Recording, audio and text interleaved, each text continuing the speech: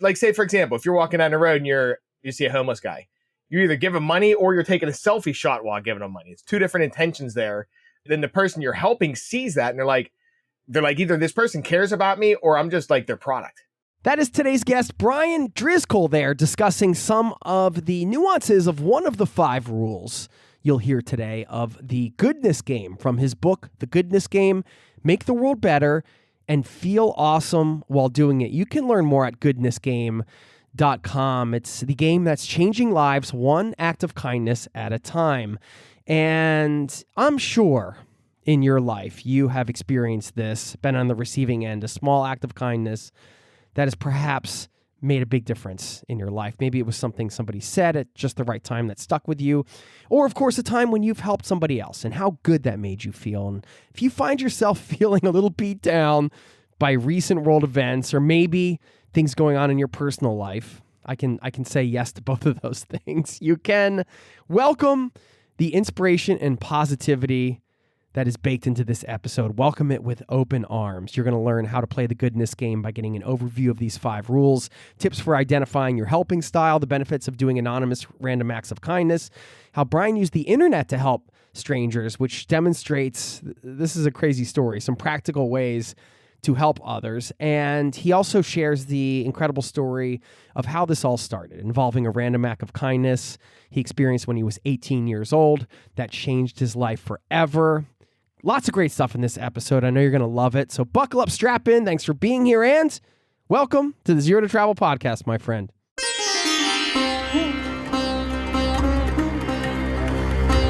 You're listening to the Zero to Travel podcast, where we explore exciting travel-based work, lifestyle, and business opportunities, helping you to achieve your wildest travel dreams. And now your host, world wanderer and travel junkie, Jason Moore. Hey, it's Jason here with ZeroToTravel.com. Welcome to the show. Thanks for hanging out, letting me bring a little travel into your ears today.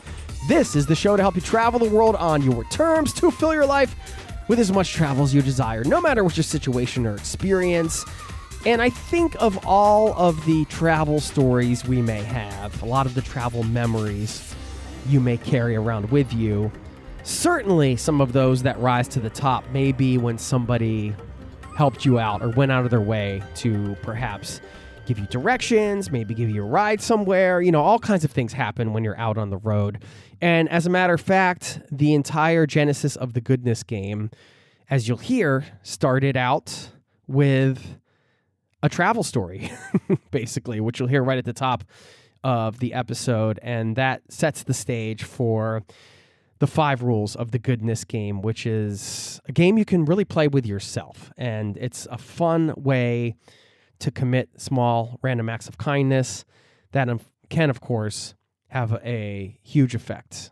And if we do that all together, that can certainly have a ripple effect. And this is something, this is like an episode, as I re-listened to this as I was prepping for this interview, that I didn't even know I needed to hear again. I just needed to hear this right now in my life.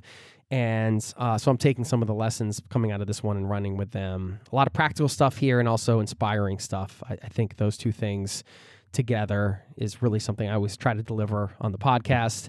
And we really delivered it with this show. So I hope you enjoy this conversation. Don't forget, you can sign up for our newsletter. It's free over at zerototravel.com/newsletter. And check out Bryan's book, goodnessgame.com. You can buy the book wherever you get books, but he's also giving it away for free on the website because he just wants people to play this game and to get out there and do some kind things for each other. And if you stick around on the back end, I will also share a pretty funny story. One of the things we talk about today is, how perception can be skewed. You don't really know what's going on with somebody just by looking. And I have kind of a funny story related to that I experienced the other week. So I'll share that. And that's about it. So right now we're going to slip and slide into this one. Thanks for listening. Thanks for being a part of this community. And I'll see you on the other side, my friend. Please enjoy the conversation. Please stand clear of doors and hold on to handrails. The shuttle will be departing momentarily for the main terminal. Whether you are here on business, returning home, or visiting our world-class attractions, welcome to Orlando and Central Florida. Bryan Driscoll. Welcome to the Zero to Travel podcast, my friend. Good to have you here. Thanks, man. Yeah, glad to be here. I know you're up. What can I call it? The butt crack of dawn? I mean, has dawn even dawned yet? Not yet. It's still dark outside. Well, I love the premise of your book, which we're going to talk about today, The Goodness Game, Make the World Better and Feel Awesome While Doing It. Nice tagline. I like the idea of gamifying all of this. So I want to go over these 5 rules that you've set up, and we can kind of establish why you even wrote the book in the first place. Maybe that's a great place to start, because this doesn't really have anything to do with lead generation or real estate or any of the stuff that digital marketing or any of the stuff that you normally do. Right. So what's up? To write a book and to put all the effort into it's not a small thing. Why? Why did you do it? What's the meaning for it for you personally? So the reason I actually don't even have a good answer for why I did it. So I'll tell you this. It started like 25 years ago, and I've always had something in the back of someone helped me out a long time ago, which I can tell you the story, but I've always had something in the back of my head. I'm like, you know what? I want to pay it forward. I want to do something and inspire kindness. I never really knew how, because like talking about doing nice stuff is cringy. It's like, you don't go out and do stuff and like brag about it. So it's like, okay, how do you inspire other people to do nice things, but not brag about yourself? And I just always was rattling in my head. And eventually I'm like, okay, you know what? I'm going to make it into a game. That's acceptable. Like it's acceptable for like socially acceptable to play a game. And it's socially acceptable to talk about when people help you, but it's not really cool about talking about when you help other people. Yeah. Yeah. So that's kind of how I came into it. It just took a long time to kind of figure out what I wanted to do. You know what I mean? It's funny with ideas like that, how they need to gestate for sometimes years. It's just like, it's there and maybe one day it just congeals in the way it's supposed to, I guess. But I mean, putting this into through a gamification lens, I do think that's a really smart way to do it, because I mean, we all know, like we're all sucked into these apps and a lot of things. I mean, that's like one of the things they do to hack human psychology, right? It's like they gamify it, they make you want to come back. But like in this sense, you're gamifying in a good way. Right. Did you ever hear of 75 Hard? Yes. That's that's kind of the thing that popped in my head. It's like, okay, they turned working out into a game, like a social game. That's one of the things that like popped in my head. I'm like, okay, 75 Hard did that. And that was like one of the trigger points. It's like, okay, maybe we'll go this route. Yeah. I got some information on the book, and part of that email said this isn't about grand gestures or monumental changes. It's about the simple everyday actions that will bring joy to others and yourself. That's right. By helping others in need, you'll notice just as significant an impact on your own life. And I think that encapsulates kind of the spirit of what we're talking about today. Because yes, it's both, right? Like we can say that it feels good to help people. Like we do it in it's selfishly motivating in some way, right? But that's okay. Like, let's just be honest with that and say, like, it's not about, getting out there and like, I don't know, you know what I mean? Like you're doing it for yourself too. And I think it's important to acknowledge that. Yeah, it's a good byproduct. Right.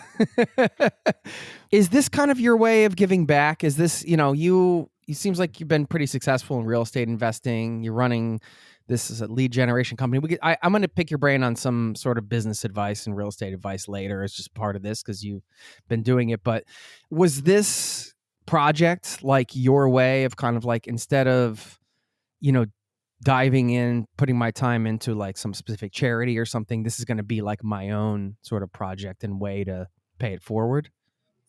Kind of. Okay, I'll give you the story where it came from, right? Back in 98. I just turned like 18 years old, and I was all pissed at my parents. Okay, so I'm like, you know what? I'm out of here. I'm running away. So I wasn't a kid, but I wasn't like mature yet. You know what I mean?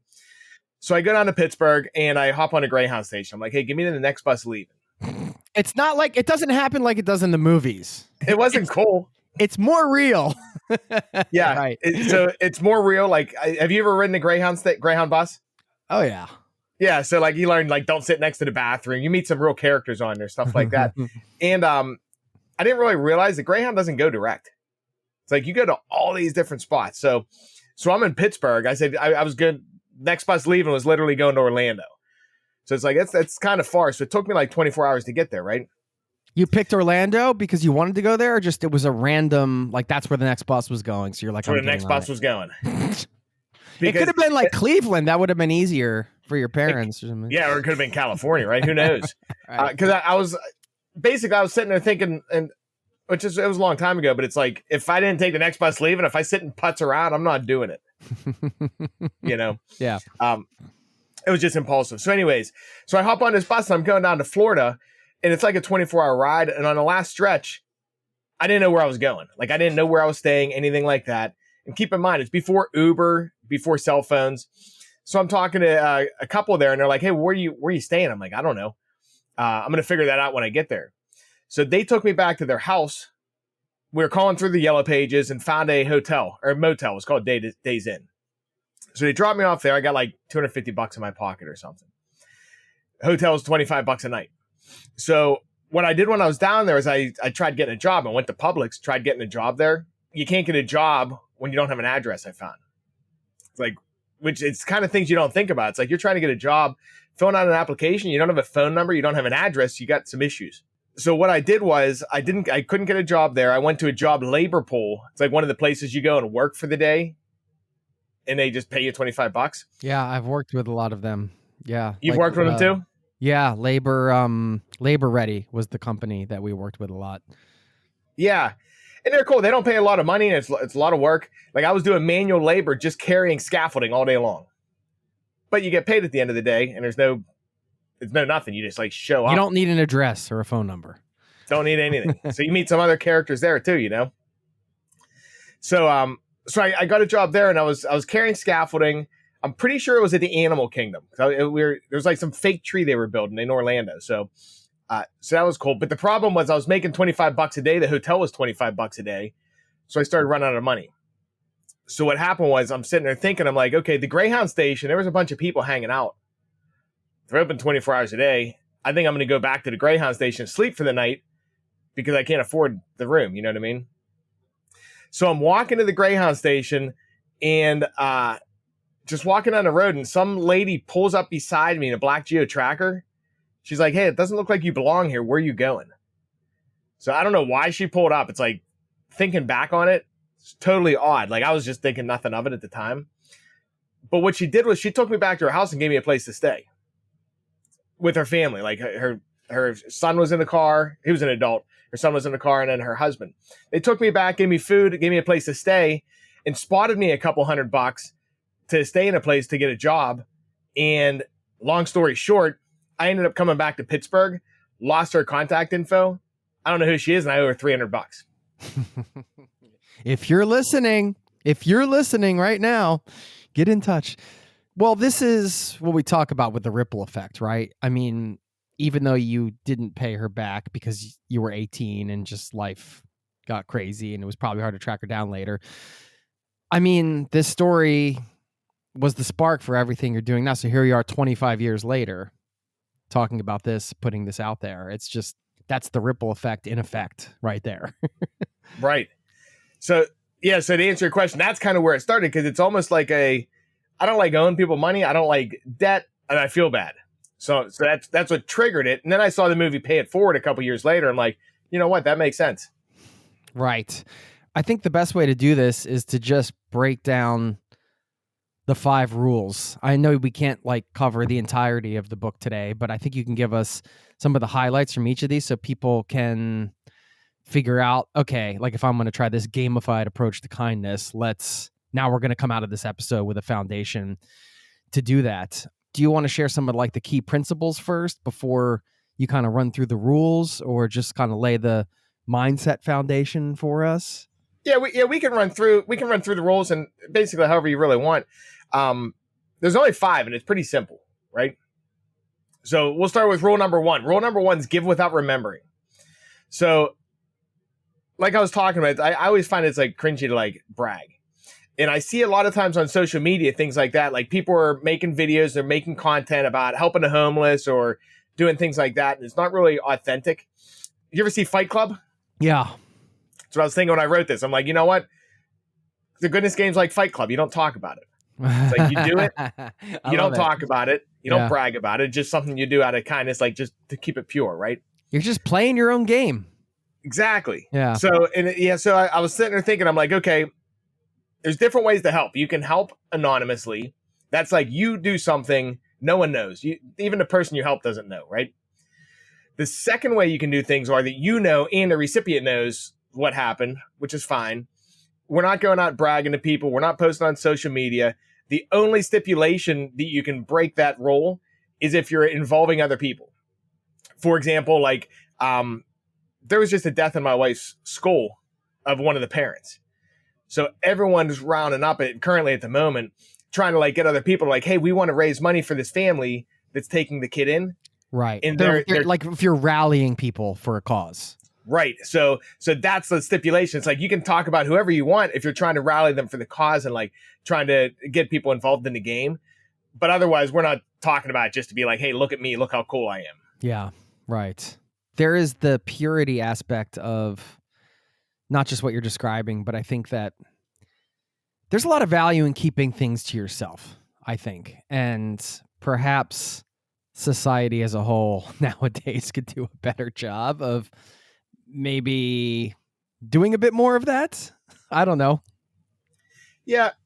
I think it not my place to say, but right. You know, it can become a bit more sacred, if you want to use that word, if you just keep it to yourself.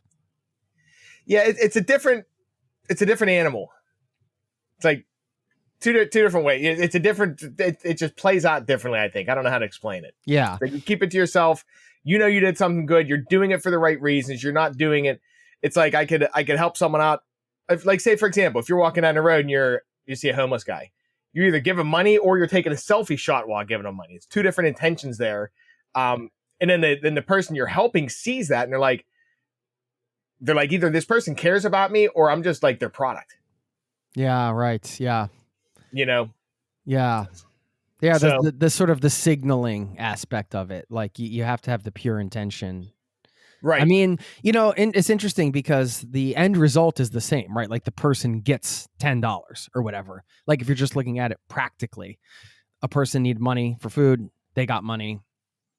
You either took the selfie or you didn't, whatever. But the emotionally, the mindset, the exchange is different. Right. And you know what? It's funny you bring that up because what I found was like, I find small things that make a big difference. Like that's what everyone says. It's like, whatever. Right. But the small things, a lot of times it's not the money. It's like the empathy. It's the connection that actually, like say, for example, with homeless, I was talking with a lot of homeless people and a lot of times they're like, it's not necessarily the money. It's that you see me because everyone thinks we're invisible and like ignores us. Right. Right. Yeah. So sometimes it's like if we're well off, we think, okay, it's the money. And a lot of times it's not. It's just being there. Yeah. One of the travel equivalents of this in some ways is like hitchhiking. I don't know if you've hitchhiked before, but you know, somebody picks you up and gives you a ride. It's like, yeah, you need a ride and you're trying to get somewhere or not, like depending on how you're traveling. But it's not just them transporting you from point A to B. It's like, it's a whole different dynamic. You're like, you know, part of the exchange is like to be a good listener and to keep them company, you know, perhaps they picked you up because they just want somebody to talk to, you know, not because they want to give you a ride and help out. There's other things at play. So I think it is important to kind of, I don't want to like beat a dead horse, but you know, I think people get the idea. There's a lot more going on and people know that. Yeah, that's good enough. Do people still hitchhike? Yeah, I mean, sure. Probably not around Pittsburgh too often. Yeah, I used to see people hitchhiking around Pittsburgh. Like, probably has been 15 years, I'll bet. Yeah, I mean, there's many great places to hitchhike where it's perfectly acceptable in many ways. You know, I think like the countryside in Ireland comes to mind as like, you know, I mean, I remember I was driving there and there was like school kids were hitchhiking. We like picked up a kid that like needed, like not a kid, but like somebody that was like trying to get to their high school. So we're like, all right, yeah, we'll give you a ride, whatever. It's just like more normal, I guess, in the countryside. In some yeah, ways. Makes sense. Yeah. We'll get back to the interview in just a moment. Are you somebody who lights up when you're planning a trip. You just love geeking out about a destination, finding amazing accommodations, and piecing together an unforgettable itinerary. You're already thinking like a travel advisor, so maybe you should be one. Imagine if your love of planning vacations could actually become a source of income. With Fora, you get the training, tools, and insider access to turn your passion into real earnings as a travel advisor, so you can build a thriving business on your terms, all alongside your job, family responsibilities, or other passions. Every cruise, hotel, or activity you book as a Fora advisor earns you money in the form of a commission or percentage of the booking cost. Getting started can be as easy as booking trips for people you already know. Turn your passion for travel into a fulfilling business with Fora. Become a Fora advisor today at foratravel.com/zero to travel. All one word. That's Fora, Fora, travel.com/zero to travel. Make sure you tell them we sent you. Foratravel.com/zero to travel. Now, back to the show. All right, so we got the rules. That's rule number one. Rule number two, I broke down. I was sitting there thinking, I'm like, boy, I really like doing some things, and I really hate doing some things. And I noticed sometimes I'll get involved in like organizations or thing. I'm like, dude, this sucks. And I started thinking that through. I'm like, wonder why. And then the best thing I could come up with. So I actually figured this out in business first, and then brought it here. But I started thinking, it's like I hate cleaning my house, but there's some people that love cleaning. So it's like everyone's built for different things. So what I looked at is like, I'm like, okay, everyone's built for something. Let's find out what your helping style is, right? So a lot of people, like some people can help financially. Some people can help empathetically. Like my wife, she teaches, she's a paraprofessional. She works with special needs kids in elementary school. So she's built for that kind of stuff. Some people are like the connector. It's like, hey, you know what? You got a problem. I can connect you with someone. I got a guy. Some people are just like the brainstormer. It's like, okay, you're starting a business. You need some advice. I'll help you brainstorm or whatever, and just being there for them. And then some people are like they're the sweat helper. It's like, you know what? You can't change your oil. I got you. And I'll do that kind of stuff. So it's like, I broke it into helping styles. It's like, okay, take a look at what you're built for and do that. And don't do the stuff that like drains your energy. Right. That's a great framework. What advice would you give people to determine that? Like, I can be just a gut instinct thing, but it's kind of a gut instinct. I thought it through. I have some friends in Pittsburgh, and what they do is they go down every Sunday to Pittsburgh and they organize like 150 people and they feed the homeless. So what I did was I thought about their business. It's not really a business, their thing that they do. And I thought about every single task they do. And I made a quiz based on them. I'm like, okay, you can go on a website, you fill out, okay, would you want to be taking the food down? Or do you want to be cutting hair? Or do you want to be talking to people? And it kind of gives you a little bit of an idea. But also, I did something a while ago. It's called an energy audit. So what you do is you take a piece of paper. Did you ever hear of that before? No. Energy audit? All right. So you take a piece of paper, draw a line down the middle. On one side of the paper, you say, okay, this gives me energy when I do it. Other side, what takes your energy away? Track whatever you're doing for a week. You write everything down. In business, I do this because what gives me energy, I want to do more of. What takes energy away, I want to delegate it. I want to have somebody else do that, like just pay someone to do that. But in this case, it's like, okay, you're not paying people to do stuff in your personal life, but it allows you to see, okay, this is the stuff that gives you energy that you can do all day long and you're still pumped whenever you're done. And then on the other side, it's like, okay, this is the stuff that drains me. Like me cleaning the house, dude, sucks, right? But for me, like brainstorming with someone about business or building things or like managing things, stuff like that, it really gives me energy. So it's like, okay, I need to go in that direction. Some of the other things I stay away from. And everybody's different. It's a cool thing. Like everybody's built for something.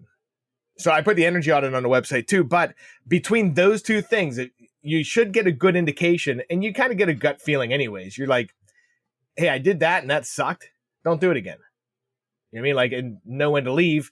And find what you're built for, because everyone is built for something. And this is all, you mentioned the website a couple times, goodnessgame.com. Would that be the place where people can find the quiz and the... Yep. Yeah. Just go right to the website. Yeah. You can check it out. Okay, cool. So rule number one, give without remembering. Number two, identify your helping style. Now that we've locked that in, or people have some ideas, probably after listening to you thinking, oh yeah, I like that. I like this. What's the next rule of the game?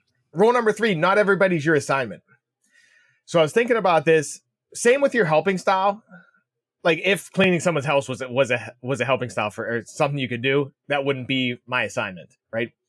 So what I started thinking was a lot of times you need to find out who's your assignment or where are you supposed to be helping, and then more importantly know, okay, that's not my assignment, that's not for me to do, for multiple reasons. Number one, you might not be built for it, right? You can force yourself to do anything and get through it, but it might not be your thing. But more importantly, like say somebody with mental issues or drug issues came and wanted help from me. I'm not qualified to help them. I can connect them, but it's like you have to know what your lane is and stay in your lane and be okay with, hey, that's out of my lane. I can connect you with someone that is in their lane, but being cognizant of that, so you're not just, for multiple reasons, get involved in everything. But just basically being aware and staying in your own lane. Okay, so a real world example for you. How would you describe your lane? My lane, I'm more the financial helper, thinker, brainstormer. That's kind of just where I'm at. Like if you need someone to, like say my friends that deal with the homeless, I'm more inclined to buy the beds and supply food and supply things than be the guy down there serving the food. Right. Or like brainstorming the systems and how to improve, make it more efficient, for example, things like that. Yeah. Or even just like even setting up the 501c3, things like that. Like from the business side, that's kind of where my brain goes. I can definitely go down and help on a Sunday, but I know if I get involved in one of those situations, it's like every week, it's going to drain. It almost feels like a job to me. And it's almost like to look at your strengths. What is your strength going to give the biggest impact for somebody else? Right. Right. You know? Yeah. I mean, the other level to this is the lifestyle level, right? Like you have 3 kids, I know. There might be a lane you want to drive in, let's say, but the lifestyle doesn't permit it right now. Like if you're going down and you're doing the feeding, maybe that's time away from your family and you're not willing to do that. So you're willing to do the other things and stay in that lane for a little while longer to accommodate where you're at in your own life too, because you got to balance these things. So that could be another kind of way to think about it, because I'm sure that lane can change over time for sure. Big time. And you know what? It's like even like changing someone's oil or changing someone's brakes that need help. I'm not a car guy. I could probably figure it out YouTubing into things. That's not really my thing though. But then there's some guys, like I got a buddy Rob, dude, he loves cars. Like that would be like right up his alley. He'd be like, dude, let me help you out, you know? And he'd be pumped about it. Yeah. Yeah, you don't want the guy that's like YouTubing on the side of the road fixing your brakes. Right. Yeah, because you figure you could potentially do harm. You know what I mean? You could be trying to help out and you're actually putting someone in a worse situation. Like, for example, if I was doing your brakes, maybe they don't stop. You know? Well, I mean, that goes back to the original example you used with the, like you said, you're not qualified to deal with somebody with a drug addiction, for example, or something. You can be doing psychological damage as well if you're just playing addiction counselor when you don't really know what you're doing. And then on the other side too, it's like, okay, you're making that decision. What if you helped somebody in the past and they didn't take your advice or it didn't help them? Like, I guess we could use an example, like say someone's on drugs and you supported them before, right? And then you don't want to be an enabler. So it's like, you have to know that too. It's like, okay, some people you can help, some people just aren't ready yet. And you have to know that too, just so you're not enabling people that may be having bigger issues that need help somewhere else. Right. Under this section of Rule 3 in the book, you have tricksters and schemers. Can you talk about what that's about? Yeah, so basically, I've noticed not a lot of people, but some people see kindness as weakness. So you want to be aware of that.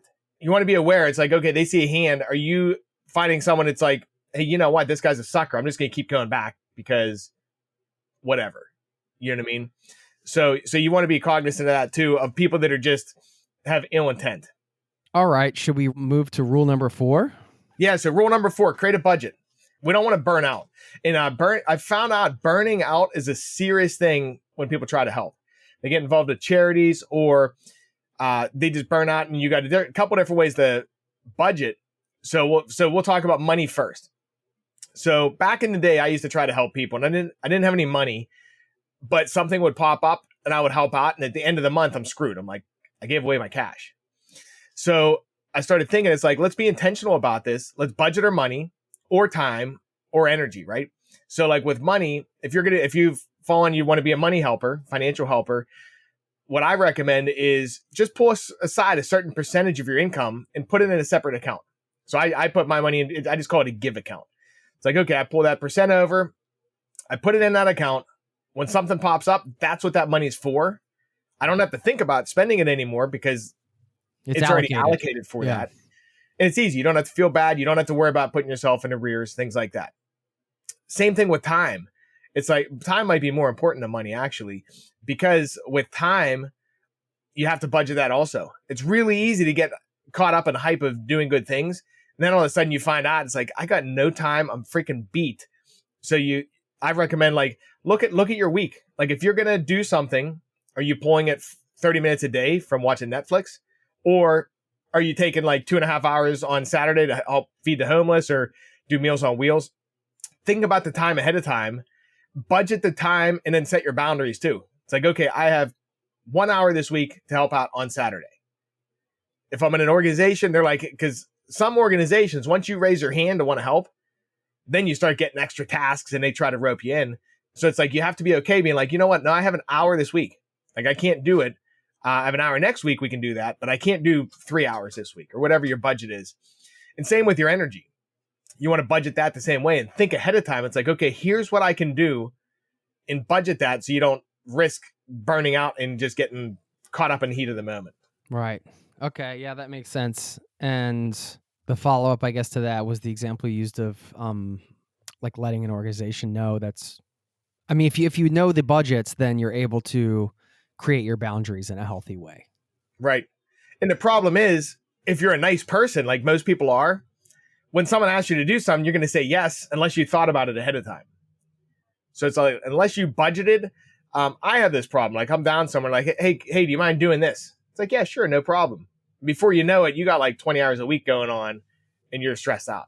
Yeah. Right. Okay. Rule number 5, keeping score. I want to know how you keep score in this game. So keeping score, that's what I was thinking. I'm like, you got a game. How you gonna keep score, right? Right. I like KPIs because I'm a marketer by trade. So I came up with 2 ways to keep score. One's a scorecard and one's in a journal, right? So depending on how you roll, you can pick, right? The scorecard, I have a scorecard on the website. Basically, what we're looking at is you're going to look at, it's a Google sheet with a formula in it, and you put in what you did, how many people were involved, and also how did you feel before and after. So for example, and what it does, it breaks down ROI. Normally ROI is return on investment. We're changing it to return on impact. So for example, you buy someone coffee at Starbucks or something. There's one person involved. Your effort level might have been like a 1 out of 5. So your return on impact is low. Like it didn't take you a lot of time, but it affected one person. Versus say you affected 100 people. Say you went and organized something with the homeless. Your energy level's high, like your effort, and the amount of people is high. So that's going to give you a higher return on impact, right? So score. So you can keep track. It's mainly for yourself. And more importantly, too, you get to track how you felt before and how you felt after. So you get to see like you get to see the real numbers. It's like, you know what? I felt like crap that day. I went out and did something. I feel better too. So you get to see the impact you're making and also how it's affecting your personal life. Yeah. So the gamification part, the tracking is really like an opportunity for reflection in many ways. Exactly. Yeah. And same thing on a journal. I give some prompts. It's the same outcome, but you can write it through and think it through versus just looking at the raw data. Right. You finish up the book with just do it. I mean, this is a good time to fire people up because I was thinking a good challenge for this episode, coming out of this and saying, hey, I'm going to do like one thing this week, which, you mentioned the Starbucks example, and that's like doing that isn't hard. You put it like a lower. Yeah, like the effort level. Yeah, the effort level. But emotionally, it might be a 10 because it was scary for you to talk to a stranger and then offer to buy them coffee, right? Like there are other sort of factors at play. Even though the act is simple, it might have been like way out of your comfort zone to do it, which can be the case sometimes to put yourself out there and do, even though you're doing something nice and somebody will appreciate it, it's still like you're still putting yourself out there in some way. So I guess, what's some advice that you have for getting people over that hump? So my advice is, like I said in the book, just do it. And the reason I said that was I think a lot of people get held up on like thinking things through. It's like, you know what, I'm going to do that, but what if? And it's like the paralysis analysis. A lot of people want to get What if involved. they think like, I'm crazy? What if they, yeah. Yeah, what if they look at me weird? What if whatever, and especially, you're right, a lot of people, it could be a really big thing talking to a stranger in public, you know what I mean? You're going to go around in your head, especially if that is going to make you anxious. What are they going to say? What if this? What if that? And then people get held up in that. Say in business, for example, I see a lot of people that want to start a business.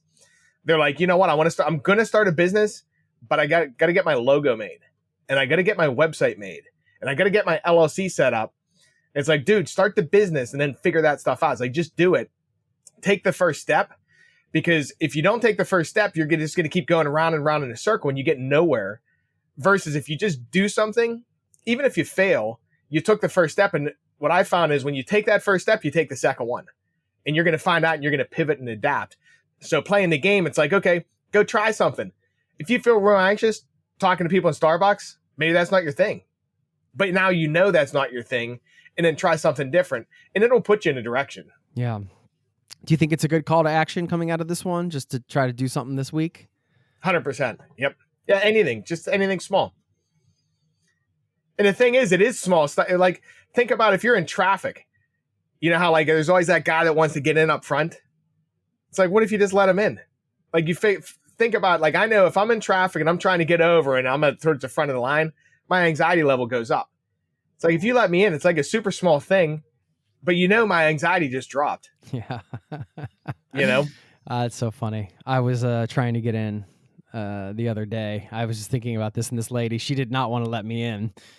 I don't know what she was behind me for a while afterwards, but I eventually wormed my way in. Like, she really didn't have a choice, and I smiled and gave her a thumbs up. And I either just completely ruined her day or she got over it. I don't really know what happened, but it was kind of a funny moment, actually. But it's so funny because I was thinking about it, not to reflect too much on this stuff, but the traffic situation was such that I just came on. I don't think she knew that. And I was trying to get over to the lanes were merging. So I was trying to get over to the crowded lane to be polite instead of being the car that drives way ahead and sneaks in at the last minute. But I don't think she saw it that way. So, I think a big takeaway from this, if you're going to get out there and accept this challenge, which I want to do this week, something, I don't know what, that's what makes the game exciting, I guess. Knowing that you cannot control what people think about you. I remember Wayne Dyer, he's an author. He said, if you walk into a room with 100 people, you'll have 100 different opinions about you. That's just a fact. It's completely out of your control. So then just let it go, man. Right? Right. What are you going to do? Yeah. I heard a long time ago, I forget where I heard it, but it said, other people's business, or what other people think of you, is none of your business. Right. Yeah. Yeah. And then in your case, when you're talking about going in, when you're going into the, pulling in too, if that lady would have let you in a little bit, it would be a different experience for you and her. Yeah, it would have been. Yeah, it's a funny example. What is your biggest hope for the book and everything that you're doing with Goodness Game? Yeah, my biggest hope, I just feel it's my purpose to put something out there positive to inspire others. I want to see if we can create a snowball effect. I'll never know it, you know what I mean? Because it's you do things and people aren't talking about it. That's back to rule number 1. Right. But the cool thing is, it's okay, if you at least change, it would be really cool to change things 0.001% in a positive way. Yeah. Absolutely. And just see where that goes. We'll get back to the interview in just a moment. We all need advice, but it's not always clear who to ask, even in 2026. Enter How To, the long-standing advice show and Ambie Award-nominated Best Personal Growth podcast that's back with new episodes and a new host. And that host, here's the reveal, it's me, Mike Pesca. Each week, I tackle a listener question ranging from travel to finance to relationships and beyond with help from world-class experts who actually know what they're talking about. Think of it as eavesdropping on someone else's therapy session without the copay or awkward silence. No question is too big or too specific. Some topics: how to protect the elderly from scammers, how to take psychedelics therapeutically, and of course, how to emigrate to the Netherlands as a throuple. You've got questions? We'll find the answers. So follow How To with Mike Pesca on Apple Podcasts, Spotify, or wherever you get your podcasts. Now, back to the show. I wanted you to share one more example. I think it was from the book. And I thought this was cool because it was a really practical, if you want to share any more practical tips around this, that would be great before we move on. I think you had decided at some point to go do something. And so then you put this ad on Craigslist and it was like this whole thing. And I just thought it was creative because I tend to think more about the sort of the random acts of, it's random acts of kindness. That's built into the thing. You want to commit to do a random act of kindness this week, which inherently random means I don't know where it's going to happen, when it's going to happen. But when you did this Craigslist thing, it was super intentional. And I think it's a good example of that there can be more intentionality around it as well. So yeah, there are two different ways. It's you got the random stuff. It's say you got to give money, you put it way on the side. It's I'm just keep my eyes open when an opportunity pops up. Back in 2009, I this was always rattling in my head. The lady that I owe money to. It's I'm I got to pay this. I got to do something here. This isn't cool. So in 2009, I remember sitting in bed late at night and my brain was just going round and round. And I'm sitting there thinking, it's everyone says small acts make a big difference. How do you know? Is it real? And can you create a ripple effect? Because I was just thinking, it's okay, is it BS or not? Is it just fluff? So what I did was I remember I got on my computer, it was late at night, and I picked a random city. I took my mouse and just scrolled it around on Craigslist, and it happened to fall in Chicago. And I'm in Pittsburgh. It's probably 10 hours away maybe. So I put a post on Craigslist, and my idea was, I said, I'll come to your city, help you out with anything you need. I don't want anything in return. I just want you to pay it forward. Right.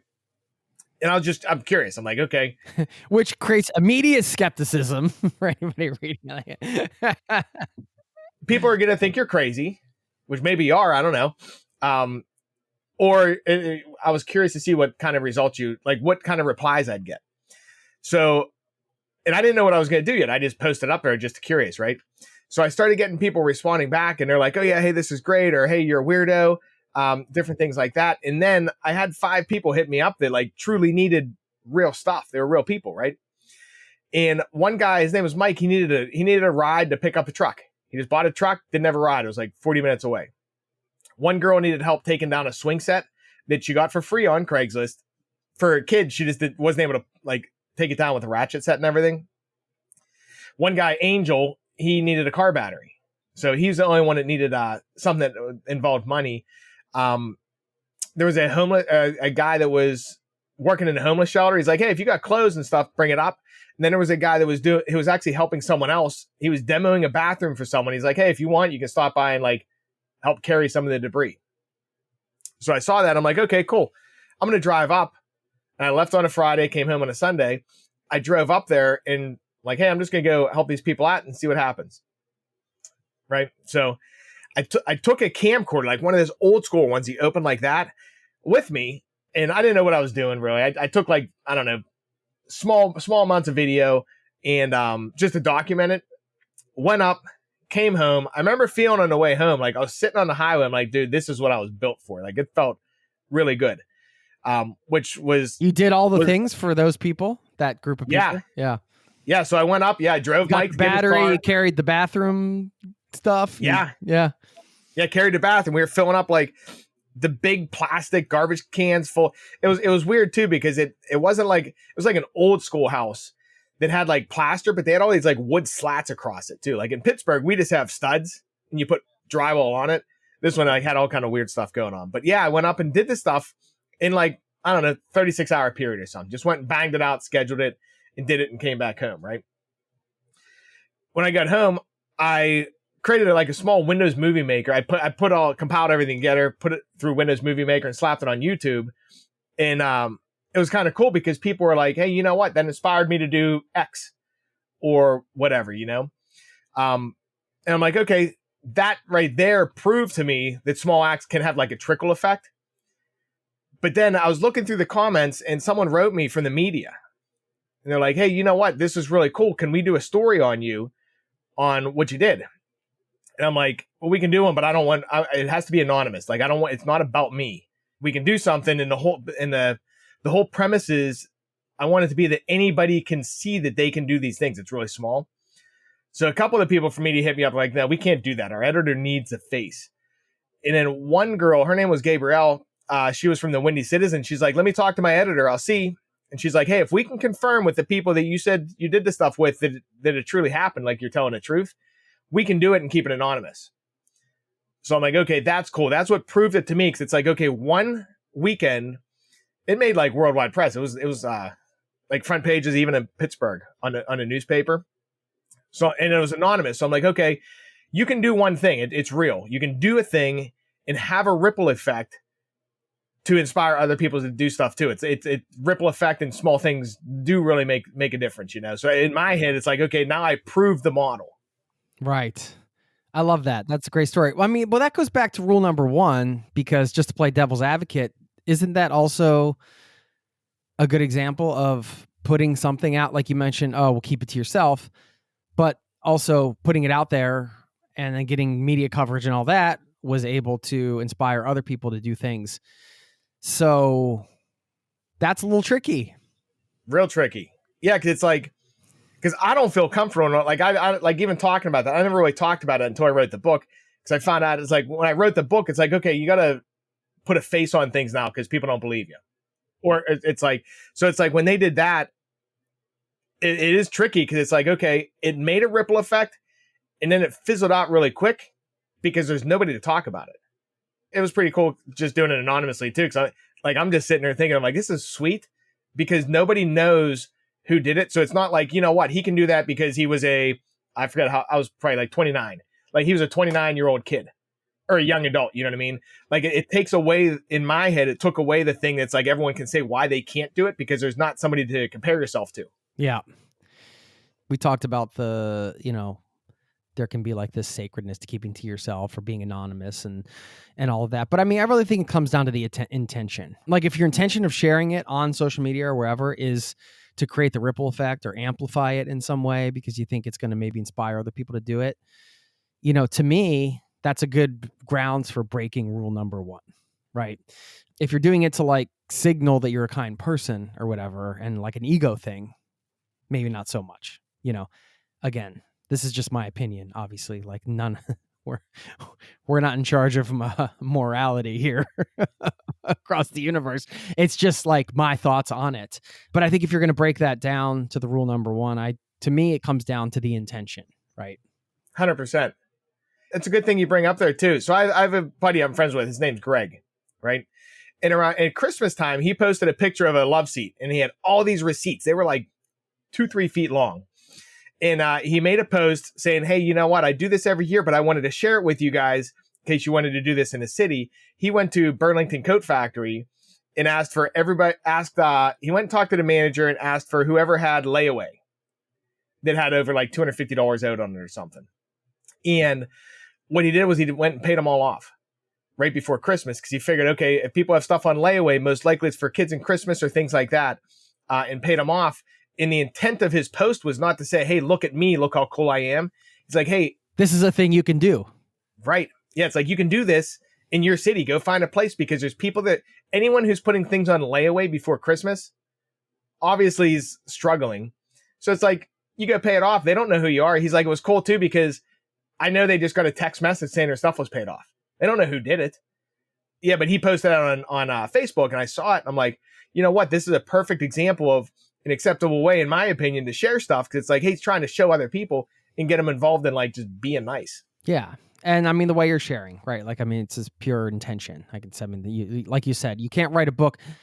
If you're going to kind of package up a book and try to like get this concept and your principles and your framework in front of people, you got to have stories as part of the messaging. Like you have your personal stories and everything. And I think that's lovely that you share it. And I think it's a lovely thing that you did. And even though you tried to do it anonymously, I'm going to say you're a lovely person right here. I'm sorry, I'm going to do it.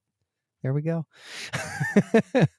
Any other creative acts of kindness that you can think of that just like might spark some ideas for people that you've heard about? Yeah. Yeah, there's all kind of stuff. So one of them, my buddy Sean and I, maybe like 15 years ago, I was going down to, I forgot what I was going. I was going over to his house and it was pouring down rain. I stopped in like a dollar store. They had a bucket of umbrellas. They were $1 each.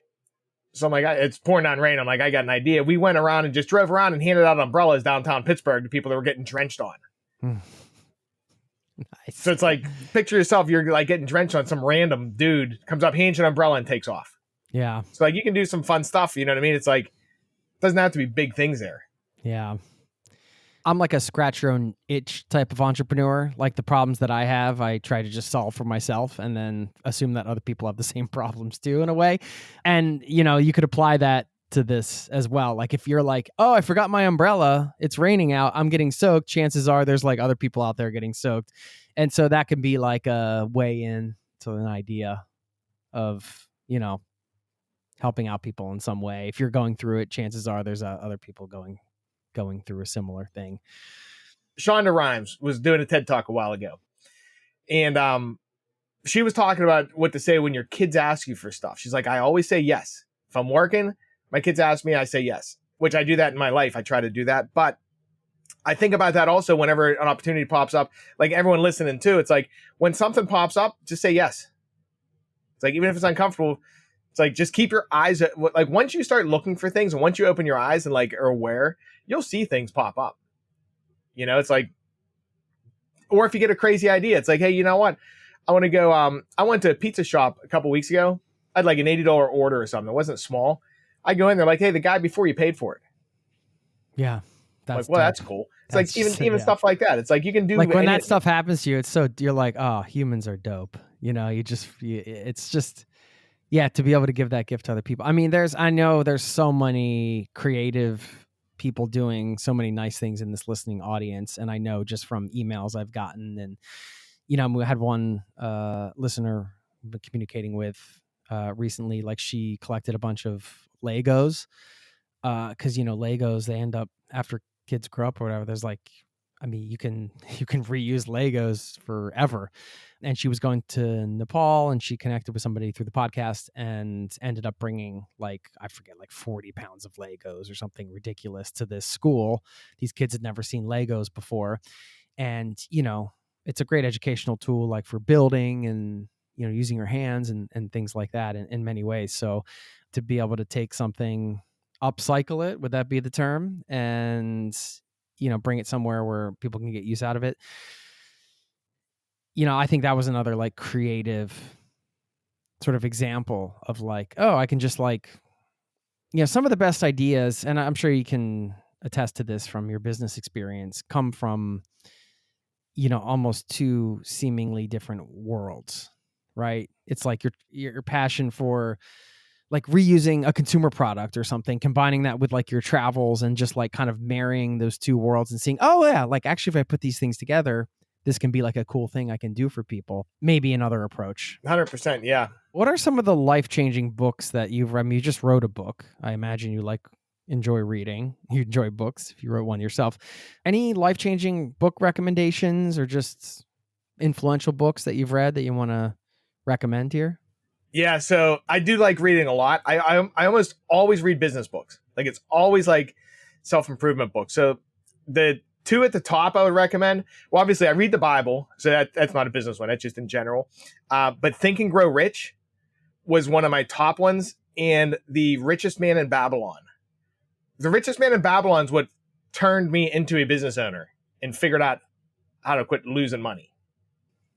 Yeah. Okay. Richest Man in Babylon actually has rules too. It has the 5 rules of gold. Oh, really? I don't know if you've ever seen it or ever read that one. Was that where you got the idea for the 5 rules, or are you just? No, I just realized that right now. Consciously. Yeah. I just realized that when I was talking about because the 5 laws of gold. I actually have them written down on my wall. But basically, it's like don't invest, like don't spend money on unrealistic, like don't gamble, save 10% of your money, and it breaks it down into rules. It's like, okay, if you follow the 5 rules of gold, you have a very low likelihood of losing money, and you'll probably make money. Okay. Check out. I think my uncle gave me that book like a long time ago, but I don't know if I ever read it. I need to. Yeah, it's real cool. It's written in parables. It's a really cool book. So that one, Think and Grow Rich, was a really good book to me because it basically showed me if you can imagine something and believe it, you can do it. So he says, if you can think it and believe it, you can achieve it. I did read somewhere or saw a video or something that you have about $5 million in real estate that you built up as a side hustle. Is that correct? Yeah. Okay.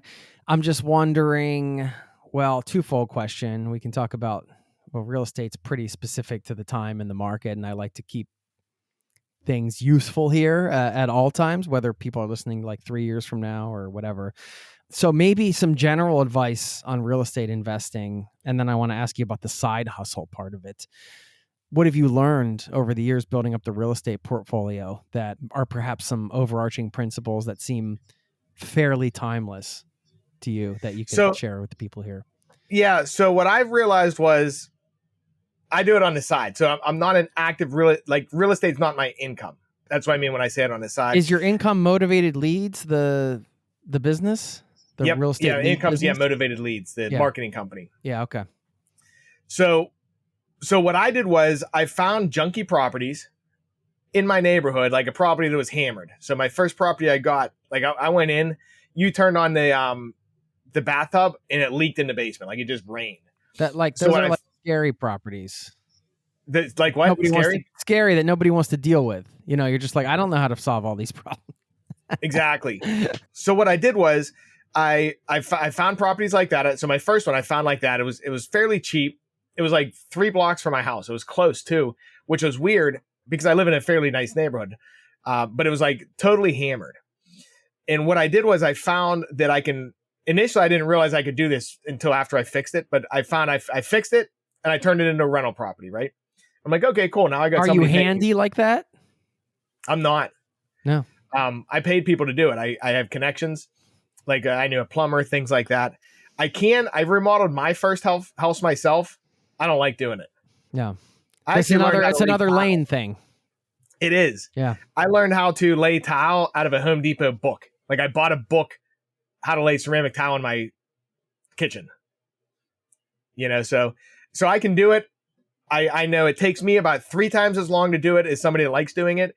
And the quality of work is less because I don't know what I'm doing. You know what I mean? But so what I did was I had these guys do it, and the numbers made sense because I got it so cheap because it was like, you're right, it's like a scary property. No one wants it. It needed like everything. I had to rewire the house, put brand new plumbing in, all kinds of stuff. But I bought the property, got it fixed, and rented it.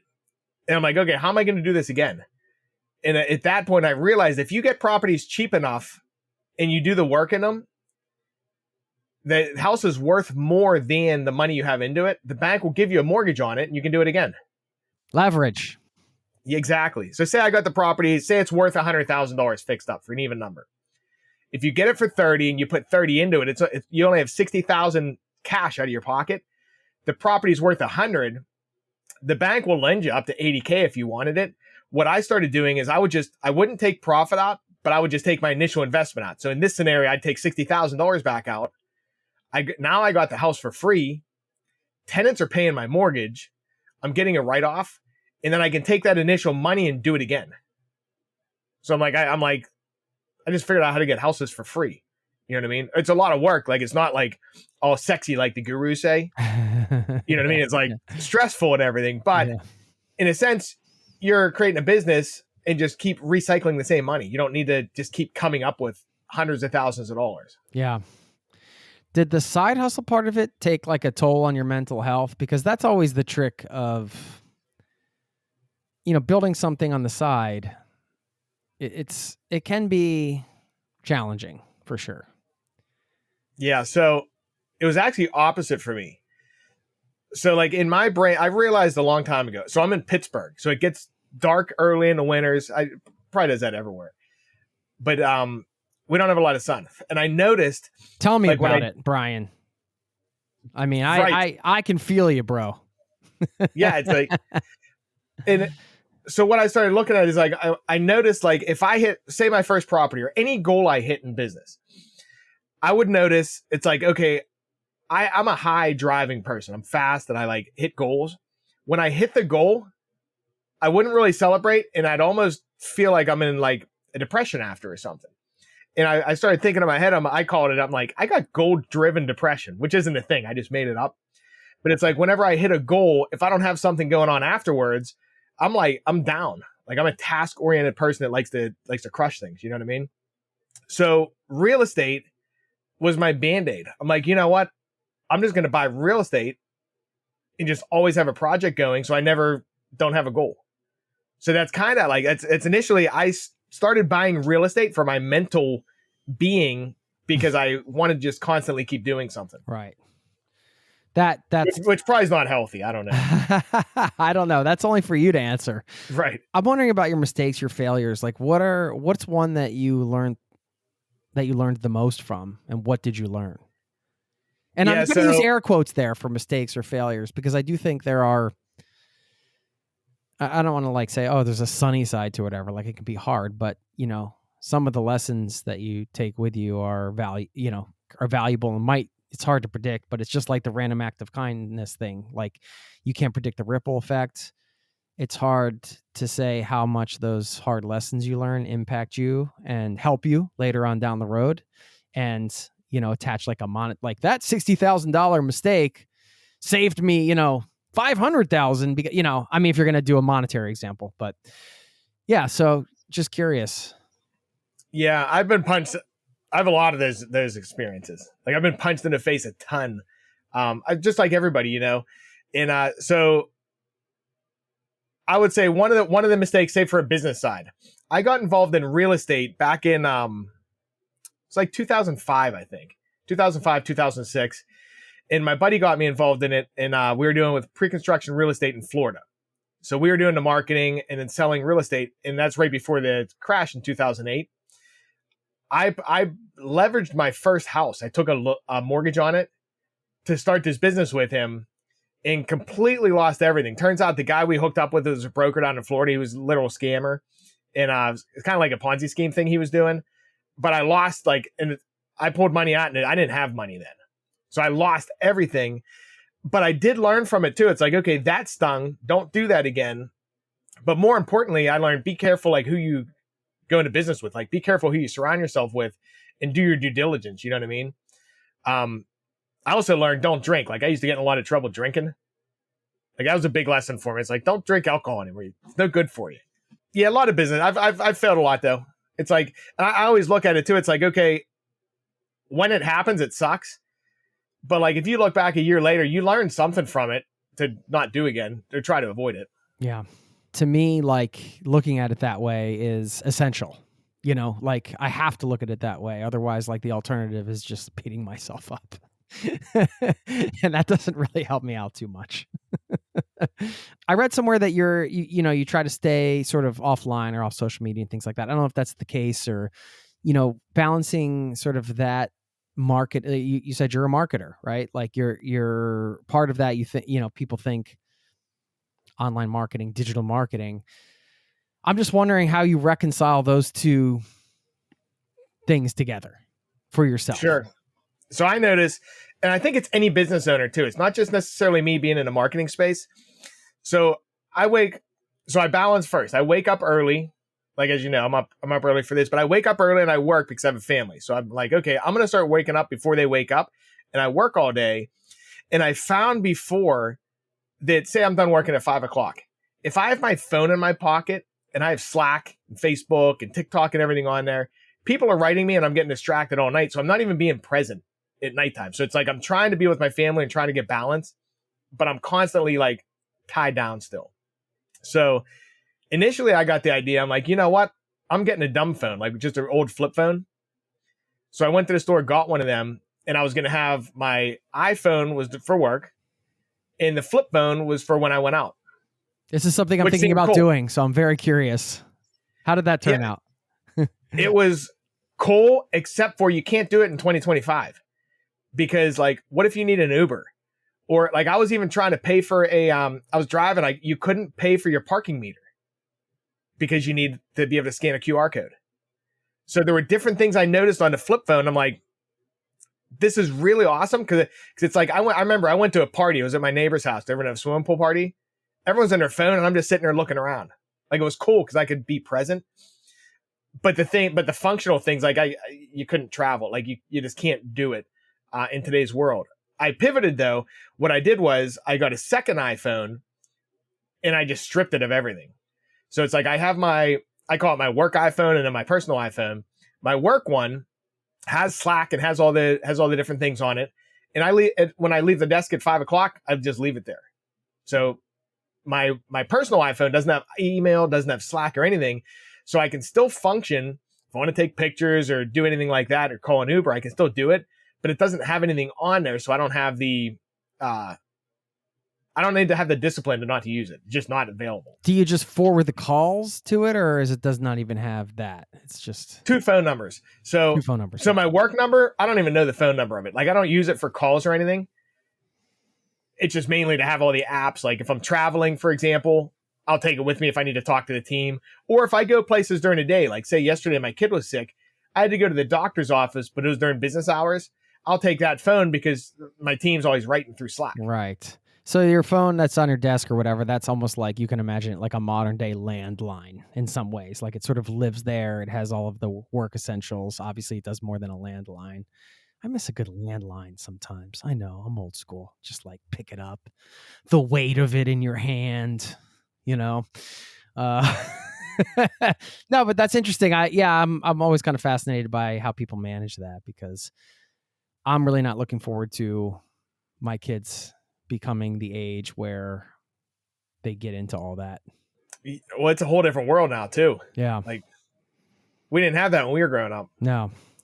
Thanks for doing this, man. Do you want to send this off with mention sort of this challenge? You got a call to action, maybe a quote you're living by, something you want to share before we part ways. Of course, also remind people where they can find you if they want to get in touch and things like that. Yeah, sure thing. So I would say, I like what you were saying before, the challenge. Just go out and do something. Like it's like, just open your eyes and say, hey, you know what? What's a small thing that I can do that makes a difference? And then also, I think it's really cool too to think like, what's something that made a big difference in your life? It's like, because the person that did it could be a small thing. Like say that lady that helped me in Florida, she doesn't know. She's just like, well, that's not really a small thing. It's kind of like a medium thing, but she's like, hey, I picked up some dude on the side of the road and he ripped me off $300. Like she doesn't really know. It's like she really had a humongous impact from me. But like, think about it from her side. I'm sure she doesn't think I ripped her off, but you know what I mean? It's like, she doesn't know the ripple effect that she triggered in me just by doing something small. So it's kind of cool to think about in your own life too. Like, what did somebody do for you that made a big difference in your life? It was a small thing for them. Maybe you can even let them know. It's like, hey, you remember 10 years ago when you did X? That really made a difference for me. So I would say just go out and just do something, right? To find a book, you can just look on Amazon. It's called The Goodness Game. Or you can go to the website, goodnessgame.com. You can go on there too. I have the book for free on there. Also, if you can't afford it, you can just download the PDF. And you can take the helper style test. You can take the energy audit, all for free on there as well. Yeah. Super cool, man. Thanks for taking the time to come on and share, and look forward to staying in touch. Yeah, good luck getting out there and playing the goodness game. Thanks, Bryan. Thanks for having me, man. I appreciate it. Likewise.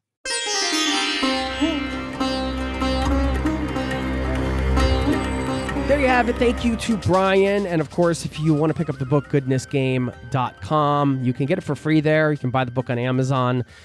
And you can also, on that website, learn your helping style. You can take a quiz that gives you, it's called the Helper's Heart Test, reveals your helping style in less than 5 minutes. If you want to go do that, if you want to run with it, what you heard in this episode, and do some small things to help somebody else, those little small things, they really make the world go around, don't they? When somebody does that for you, it just feels so good. It feels so good to do that for somebody else. So I'm taking on the challenge, and I'm going to look for those opportunities this week. And, one of the things we talked about during the show was the perception of, perhaps what other people see and what is actual reality. I just wanted to tell you a quick funny story. I was going on a run/walk. It's a run walk now. It's not a full run yet. I'm working my way up to that. I was going for a run/walk in my neighborhood. I have this pair of gym pants that are probably 20, no, maybe 30 years old. They're old. They're pretty ratty. I was wearing those because I still have them and they're not ripped, so I'm still going to use them. Sorry. My wife hates them. Anyway, and I had like a sweatshirt on with a hood and a hat that was dark, and I was running through the neighborhood, and I noticed that there was a van parked outside of one of my neighbor's houses, and the lights were on. And so, the goodness came. I mean, I started kind of looking in there thinking, okay, like if I had my lights left on, I would want somebody to tell me. But I knew there was like an apartment in this building, and I didn't know if anybody was there. So I'm standing there. I'm looking in the garage. The garage is open. I'm trying to see if anybody's there that I can say, hey, your lights are on. Should I knock on the door? It's just the middle of the morning during the week. And all of a sudden I turn around and there's a neighbor just staring me down with a very angry, dirty look. And I could tell his body language, the way he was on his bike, the way he was looking at me. He thought I was scoping out that place like a burglar, like I was going to go in and rob the garage. I was going to go steal some stuff out of the garage. Which was actually the opposite of anything I was doing. I was trying to figure out a way to help. Anyway, I got sort of like, I didn't know what to do at that point. I just asked the guy, hey, is this your van? The lights are on. But it was in Norwegian, and I don't know if he quite got it or if he thought I was, faking it. Anyway, it was pretty funny. I didn't end up going up to the door because at that point I thought, well, this is going to be a problem if I start walking over here. Am I going to have to get into a confrontation?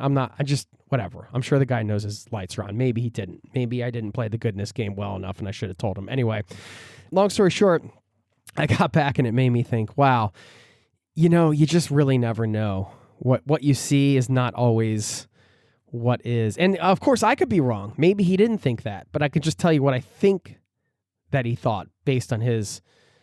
he was biking and then he stopped in the middle of the road and was staring me down, and his body language and everything kind of told me that he thought I was casing the joint, as they say. Anyway, it's interesting to be perceived as a burglar in your own neighborhood. So that was fun. And also just an interesting reminder that you don't really know the story behind what you see all the time. We can make assumptions, we can make educated guesses, but until we have that conversation, we don't really know. So anyway, thought that was funny. All right, I am going to leave you with a quote from Aesop, who said, "No act of kindness, no matter how small, is ever wasted." Thanks for listening. I'll see you next time. Peace and love to you and yours. Cheers. This podcast has been brought to you by ZeroToTravel.com. Ideas and advice to make your travel dreams a reality.